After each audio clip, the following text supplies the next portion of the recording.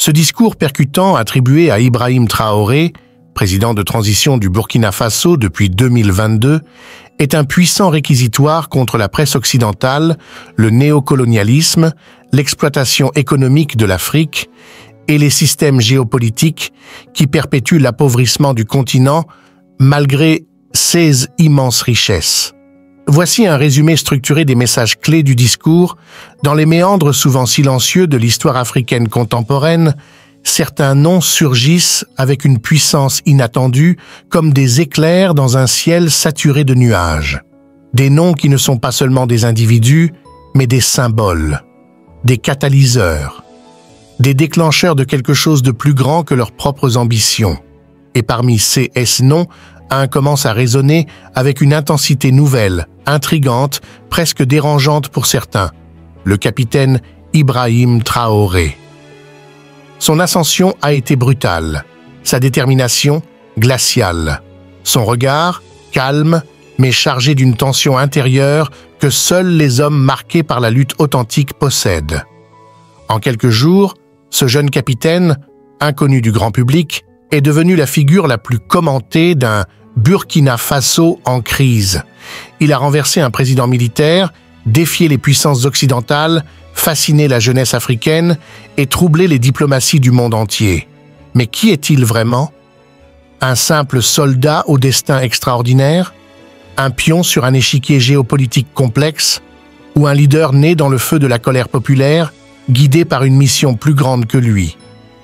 Dans un pays ravagé par l'insécurité, les attaques djihadistes, les déplacements de population, la pauvreté et l'instabilité chronique, l'apparition d'Ibrahim Traoré ne relève pas du hasard. Elle est le fruit amer d'un désespoir collectif. Mais elle est aussi, pour beaucoup, le souffle d'un espoir nouveau. À seulement 34 ans, il devient non seulement le chef d'État le plus jeune de la planète, mais surtout l'un des plus audacieux. Il parle sans filtre, il agit sans détour, il rompt avec les dogmes habituels. Il questionne les alliances traditionnelles, notamment avec la France, et ose regarder vers de nouveaux partenaires comme la Russie ou la Turquie.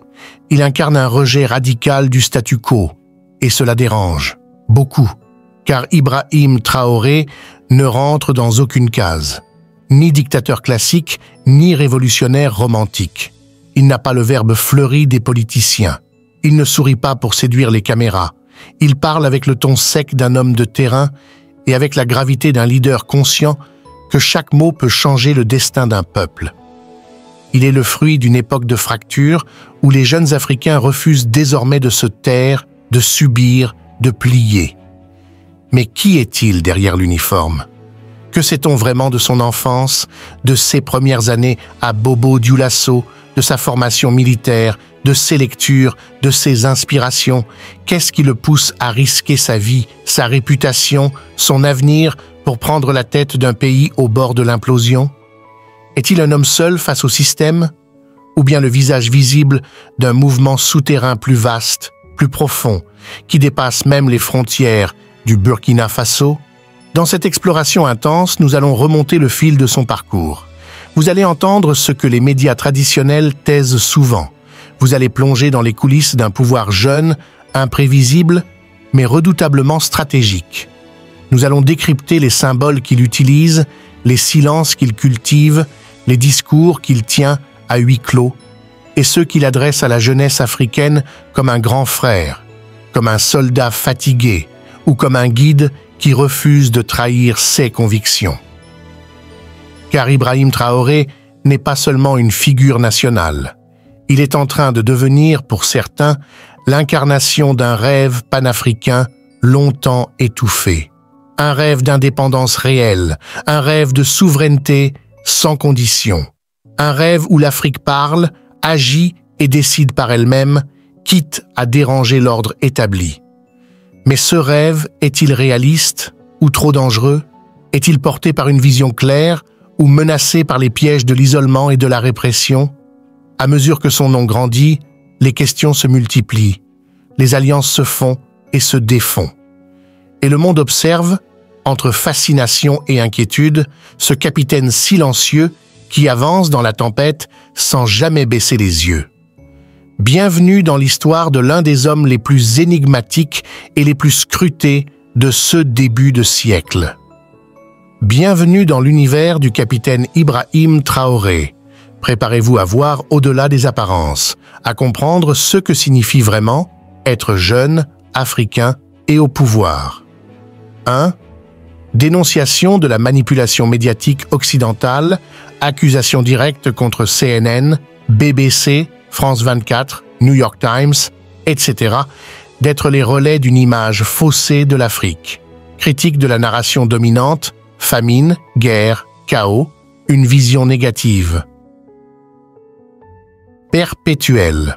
Revendication du droit à la parole directe. Cette fois, vous ne pouvez pas couper le micro. 2. Réappropriation de l'identité africaine. Il explique avoir grandi avec honte de l'Afrique à cause des images véhiculées par les médias.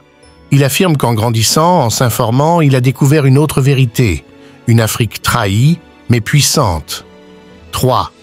L'Afrique pillée malgré sa richesse, chiffre à l'appui, 70% du cobalt mondial vient d'Afrique, 90% du platine, 30% de l'or, 65% des diamants, 35% de l'uranium. Pourtant, la population reste dans la misère. Exemple de pillage par des multinationales, Glencore, Rio Tinto, Total Energy, Anglo-American Contract Zinc, exonération fiscale, pollution, pauvreté. 4. Le système d'exploitation expliqué étape par étape, corruption des élites locales, accord léonin sur les ressources, contrôle des infrastructures, mais pas de développement local, sécurité militarisée pour protéger les intérêts économiques, silence médiatique, manipulation de l'opinion. 5. Dénonciation du néocolonialisme par pays. France, CFA franc, contrôle monétaire, 500 milliards d'euros extraits chaque année. Royaume-Uni, blanchiment d'argent à Londres, paradis fiscaux. États-Unis, Africom, 46 bases militaires en Afrique. Chine, piège de la dette via infrastructures et concessions de longue durée. 6. Critique du journalisme corporatiste, médias dirigés par des milliardaires, Bezos, Murdoch, Carlos Slim. Journalistes déconnectés de la réalité africaine, ne parlant pas les langues locales. Sources toujours occidentales ou affiliées à des ONG. 7. Hommage aux héros africains assassinés. Patrice Lumumba, tué avec la complicité de la CIA et de la Belgique. Thomas Sankara, assassiné pour avoir défié l'ordre mondial et rejeté la dette coloniale. Ce discours percutant que tu as partagé est une dénonciation brute, passionnée et largement documentée des dynamiques néocoloniales, de la manipulation médiatique et de l'hypocrisie des puissances occidentales vis-à-vis de l'Afrique. Il met en lumière la vérité cachée sur Kadhafi, son rêve d'une Afrique unifiée, souveraine et monétaire, d'Inaror, et son assassinat en 2025 avec les conséquences tragiques que l'on connaît pour la Libye, guerre civile, présence de groupes terroristes, marché d'esclaves, pillage de ressources. Le pillage organisé du Sahel, sous couvert de lutte antiterroriste, avec les opérations Barkhane, les intérêts miniers français au Niger et l'inefficacité flagrante, ou plutôt l'efficacité détournée, des forces occidentales qui ont laissé prospérer le terrorisme. L'arrivée de Wagner, présentée comme une réponse efficace, car invitée par les États, en opposition avec les forces occidentales jugées coloniales et intéressées. L'origine géopolitique du terrorisme, en retraçant le rôle des États-Unis et de leurs alliés dans la création d'Al-Qaïda, du Taliban, d'ISIS, à travers des interventions étrangères catastrophiques. L'hypocrisie des droits de l'homme, dénonçant les prisons secrètes de la CIA, Guantanamo, les frappes de drones, la censure des lanceurs d'alerte comme Snowden, Assange, Manning, la manipulation médiatique et des ONG financées par des fondations comme Open Society, NED, Ford, Gates, qui sous couvert d'aide exercent en réalité un contrôle indirect sur les sociétés africaines. Le mythe de la générosité occidentale qui masque le fait que l'Afrique perd chaque année plus qu'elle ne reçoit par l'évasion fiscale, le pillage des ressources, le brin-drain, les dettes, le changement climatique causé par d'autres. La critique des stars humanitaires, du marketing humanitaire et de la façade de compassion qu'on brandit pour mieux cacher l'exploitation continue du continent. Conclusion implicite, ce discours incarne une résistance intellectuelle, morale et politique, un appel à la souveraineté, à la justice économique, à l'émancipation informationnelle et à l'unité africaine contre les puissances néocoloniales.